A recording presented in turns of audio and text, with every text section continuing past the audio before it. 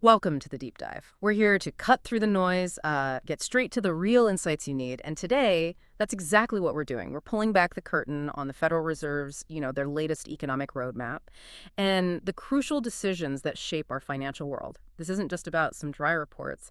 It's a direct look into how the top economic policymakers see the future and what they plan to do about it. That's absolutely right. Our mission today, really, is to boil down the most important nuggets from the Federal Open Market Committee's, the FOMC's June 2025 meeting documents. Think of it as, well, your shortcut to understanding the current economic pulse, not just what the Fed's doing, but the really critical why behind it all. And importantly, the uncertainties they're grappling with as they try to, chart the course. Okay, let's unpack this then, the FOMC. But what exactly are these documents we're digging into? Who puts them together, and what's their actual role in shaping things? Good question. We're mostly looking at the Summary of Economic Projections, the SAP. It came out right after the FOMC meeting on June 17th and 18th, 2025. Now, it's really important to get this. These aren't like one single forecast from the Fed. No, instead, they're a collection of individual projections. Each FOMC participant, that's the Board of Governors members and the Reserve Bank presidents, they each give their own assessment. Their own take. Exactly. Their own take on the most likely outcomes for the big things: real GDP growth, the unemployment rate, and inflation, both PCE and core PCE.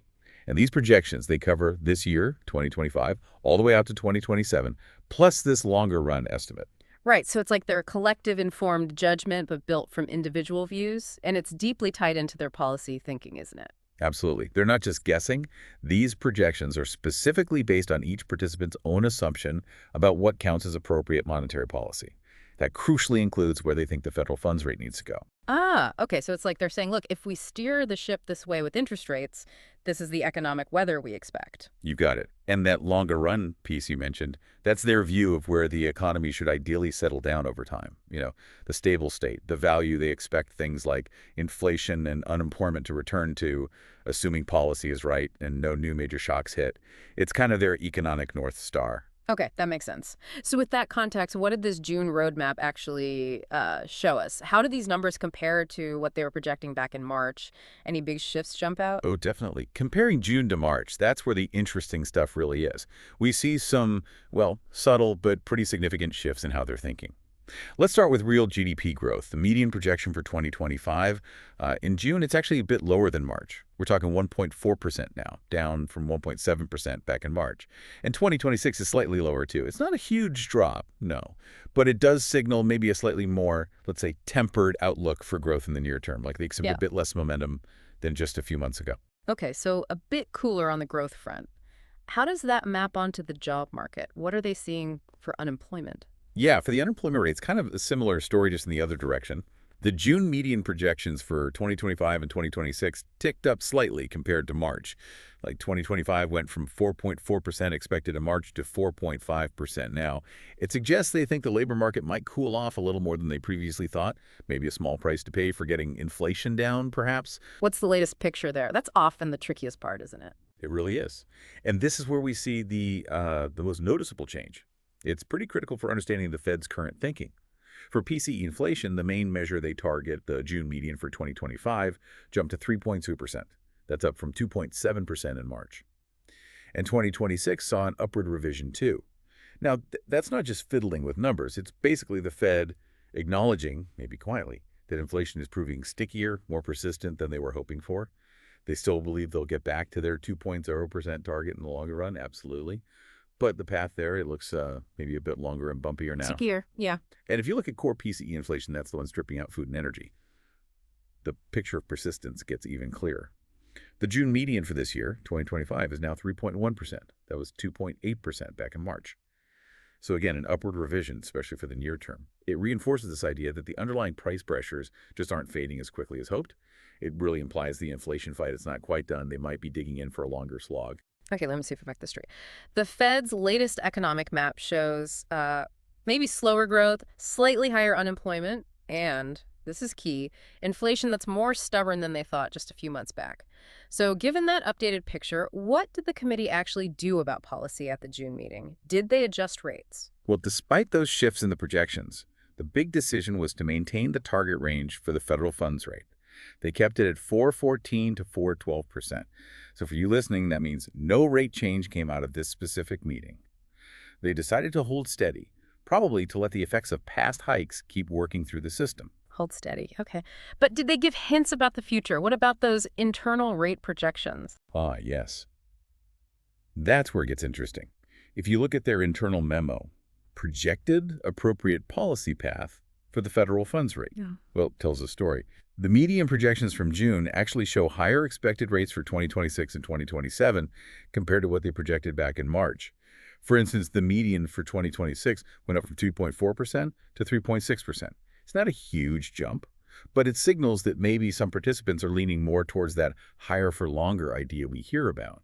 It suggests they recognize this inflation fight might need rates to stay elevated for a bit longer than they previously anticipated. Right, this is where it gets really interesting. Like you said, they hold rates now, but signal maybe higher later. What else did they say? What guidance did they give about future moves? And crucially, what about that huge balance sheet they have? That's part of the policy toolkit too, right? How does that fit in? Absolutely, it's all connected. They were pretty clear that future actions depend heavily on the data. They said they'll carefully assess incoming data, the evolving outlook, and the balance of risks. Standard Fed speak, but important. It means they're watching everything closely and are ready to pivot. They explicitly stated they're prepared to adjust policy if risks pop up that could threaten their goals, those twin goals of maximum employment and 2% inflation over the long run. Their dual mandate, yeah. Exactly. And the balance sheet, yes, definitely part of the picture. They confirmed they're continuing to reduce their holdings of Treasury securities and agency mortgage-backed securities. This is often called quantitative tightening or QT. It's basically the opposite of QE, pulling liquidity out of the system. It acts as another form of tightening policy working alongside interest rates.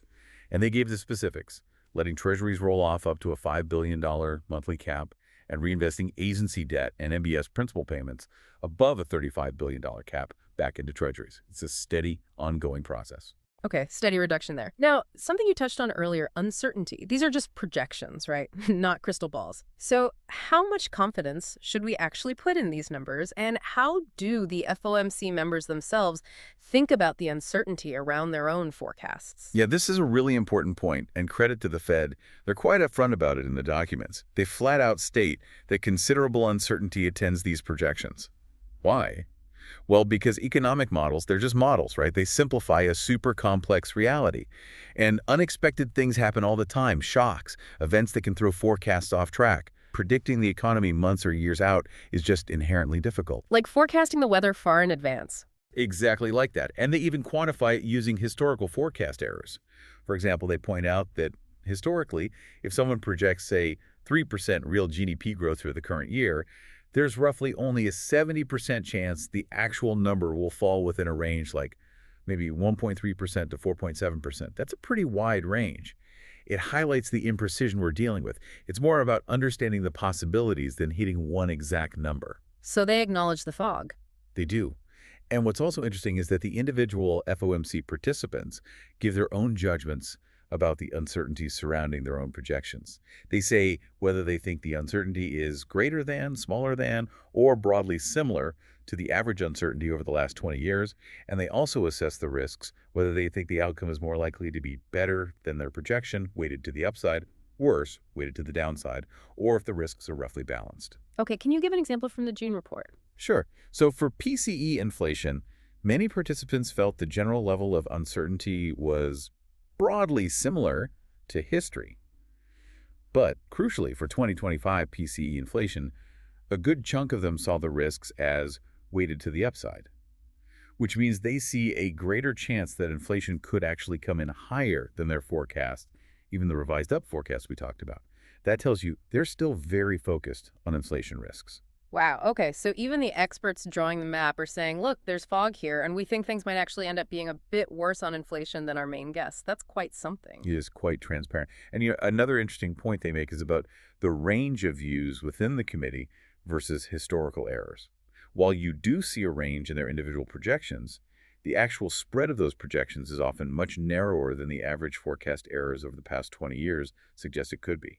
Meaning they're more clustered together in their views than history might predict. Kind of, yes.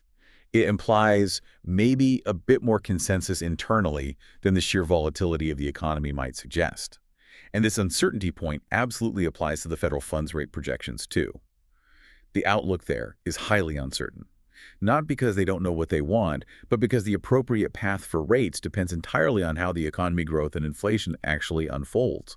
So those rate projections, they're not forecasts of what will happen. They're assessments of what policy should be, given each person's economic outlook. Okay, so we've navigated this complex, updated roadmap from the Fed. We've seen the slightly dimmer growth, the stickier inflation, the steady rates for now, but maybe higher later.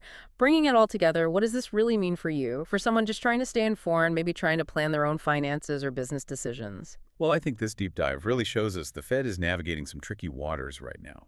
It's a complex picture. Their June 2025 outlook points to, slightly slower growth, a bit more slack in the job market, and importantly, inflation that's just proving more stubborn than they anticipated a few months back. And all of that feeds directly into why they're signaling that potential higher for longer stance on interest rates. It's a recalibration, based on the incoming signals. It really is a powerful reminder, isn't it, that economic policymaking isn't some exact science with perfect foresight. It's much more like, well, an art form dealing with constant change and a lot of uncertainty.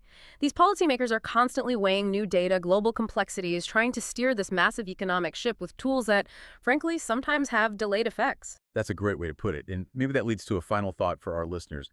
Given that the Fed themselves explicitly acknowledges this significant uncertainty, and given those wide historical error ranges for forecasts we discussed, how might your own financial planning, or maybe your business strategy, benefit from thinking beyond just the Fed's median projection? Perhaps the real value lies in actively preparing for the range of possibilities around that central outlook, rather than just banking on one single scenario playing out. Something to think about.